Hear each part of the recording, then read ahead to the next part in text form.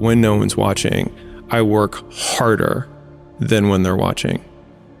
And thinking about it like that has given me this persistent and ever-present scorecard or third party that's like, no one's watching, which means now you have to work because otherwise you're full of shit. The sign of success is the hate that you get along the way. The only person who can judge you on your success is you. You're the only one who knows how much left in the tank you really had. When you're stagnating in a business and you're plateaued and you don't know what to do, it's very painful. When you're declining and you also don't know what to do, it's very painful. And so that means that all conditions of reality are painful. If pain is a prerequisite for reality, then it means it's just a signal that we are alive. Rather than pain is a problem, it is a signal that I'm breathing. It just doesn't matter. You can work every hour of the day. The person who loves walking walks further than the person who loves the destination. I work all the time. That's all I do. And I work until I can't work. They're like, that's not healthy. I'm like, define healthy. I do as much as I can of the thing that I want to do with every minute of my day. And I work harder now than I did when I was poor. And I think it's because I've learned to enjoy it. And most people say, I wouldn't live my life that way. You're always working, you're always doing these things. But it's like, I'm actually always spending my time in pursuit because in pursuit is my button for enjoyment. I will do enough work that there is nothing left to be done. Everyone believes in the American dream until it comes true. And I remember because what had happened was everybody when I was sleeping on the gym floor, right? Like, you know, I was the underdog. You know, my clients were all like, "Oh, good for you. You know, you're going after your dream." And they'd see my blanket and my pillow in the corner of the gym, and they knew I was sleeping there, and it was evident. You know, I lived there, and that everybody was like pro me. And then people would come in, they sign up like, "I'm gonna support you," right? And then within 9 months, I had hired people and I had a manager, and I pulled up, and I remember I walked in the lobby, and all the same people were like, "Oh, boss man's here. Oh, you're not too good for us now, right?" And I remember being so jarred by the experience, and I was like, "You guys rooted for me," and I was like, "And now I did what you said you were rooting for me to do." And that was when I realized that people want you to do well, but not better than them. The reason the goal isn't coming at you fast enough is because every person you've seen accomplish the goal, you only see it the moment they accomplish it. And the reason that it hurts so much when people are like, must be nice, oh, that happened overnight, is because every time you fail, no one cares and no one sees. But when you finally win, people take notice. Discredited. But it's the only time they notice is when you actually win.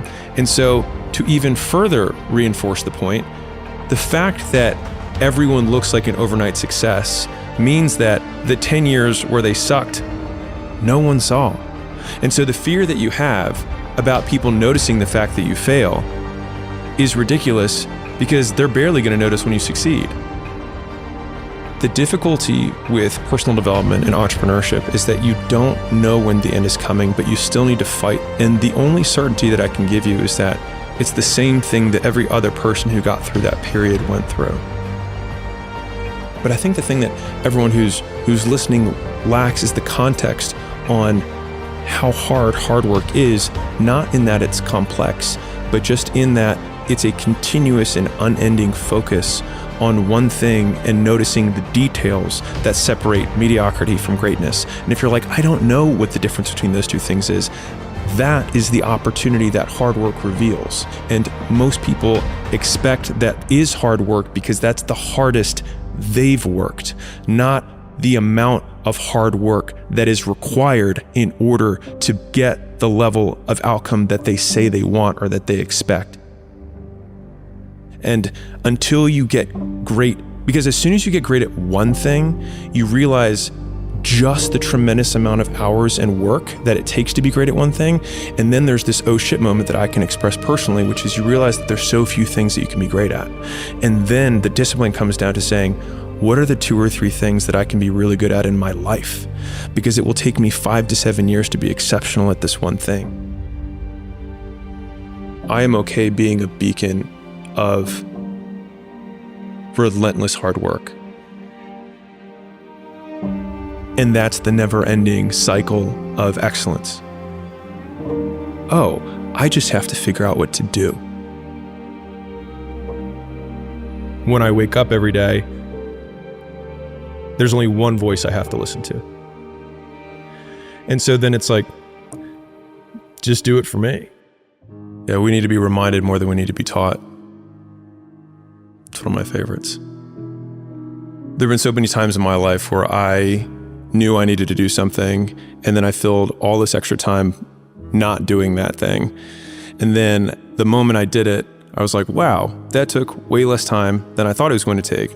And not only that, it took way less time than it took me to delay to actually get to this point. And if I had only started with just doing what I was supposed to do, I could have done 4 or 5 other things that I was also supposed to do by this exact same point. Waking up and then trying to shrink the time between when I wake up and when I start working, and shrinking the time between one task and the next task. Like, you don't need to take 30 minutes of getting ready to start working. Like, you can just start working, because as soon as you get into it, you start pulling the thread and you're like, oh, here it is. And all of the time that I was getting ready to work, I was just using up my best brain power time on things that truly don't move the needle at all. The vast majority of business owners work a fair amount. They just work on the wrong stuff and they do it the wrong way. And so they get so little for their effort that they wonder when they're at home empty-handed in bed, why isn't this working when I am working? But if you define work, at least the way I do, which is output, and in order to get output, it's volume times leverage. So how many times you do the thing times how much you get for each time you do it.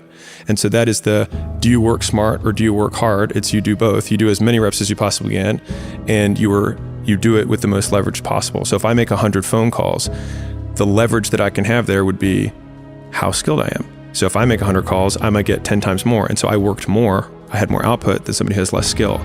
But the only way you get skilled is by working more. And so it's this virtuous cycle of doing more and getting better, and then you get more for what you do. I talk about the rule of 100 on steroids, which is something that I learned from a guy who owned 13 or 14 really successful gyms, and he called it open to goal. And he said, yeah. He said, my managers work open to goal. And I was like, what does that mean? It's like, so they work open until they hit their goal. And so sometimes that means they hit their goal by noon and they can cut out. Or that means that they have to go from 5 a.m. until midnight that night, because that's how long it took them to hit the goal. And so I've seen this across a lot of high achievers across domains. So like, I'll keep shooting free shots until I hit 100 free shots. I will run until this happens. I will practice my presentation until I do 0 mess ups, right? Or whatever that output is that you want for quality or quantity.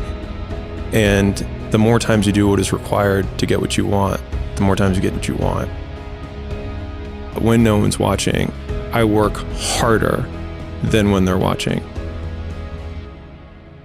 Thinking about it like that has given me this persistent and ever-present scorecard or third party that's like, no one's watching, which means now you have to work, because otherwise you're full of shit. And so it's this continuous reinforcing cycle of me and other me holding the whip behind me to see how much I can take. But with each lash of the whip that I take, learning that I can take it and continue to trudge on. As long as you keep going, you bear witness to yourself of what you are capable of.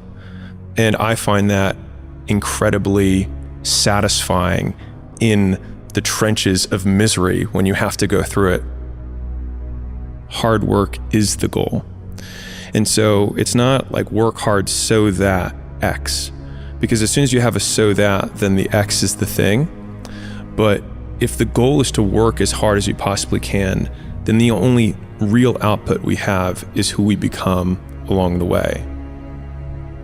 Then it's something that I can win or measure myself against every day in real time throughout the day, which is how hard am I working? Because that is the goal. Because I know that when I look back on my life, the days that I loved the most were days when I had nothing left in the tank. And so then the goal becomes to empty the tank, not where I drive, but just to drive the car as hard as I possibly can.